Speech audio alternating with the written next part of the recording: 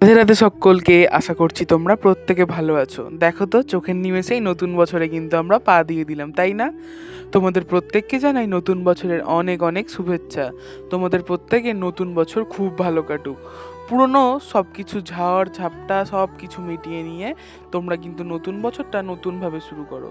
আচ্ছা, তোমরা কখনো ভেবে দেখেছো আমাদের অতীতে কিংবা আমাদের পুরনো বছরে যত কিছু খারাপ হয়েছিল সেগুলোকে ফেলে কিন্তু আমরা নতুনের দিকে এগিয়ে চলেছি। আসলে তোমরা একটা কথা বলো, এবছর ঝড়ে যদি আমার বাড়িটা ভেঙে পড়ে যায়, পরের বছর ঝড়ের জন্য কিন্তু আমি আগাম প্রস্তুতি নিয়ে রাখবো। সেই রকমই গত বছরের কিছু খারাপ অভিজ্ঞতা থেকে শিক্ষা নিয়ে নতুন বছরের জন্য নিজে তৈরি হচ্ছি। আর আজকে তো নতুন বছর, নতুন বছরের জন্য আজ ছিল আমাদের এখানে গোপালের পিকনিক। আর এই যে দেখো, আমার গোপাল বাবুরা প্রত্যেকে কিন্তু বসে পড়েছে।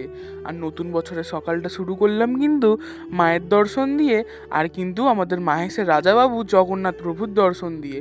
আর এই যে দেখো, গোপালের পিকনিকে কিন্তু গোপালকে কত রকমের ভোগ করে দেওয়া হয়েছে।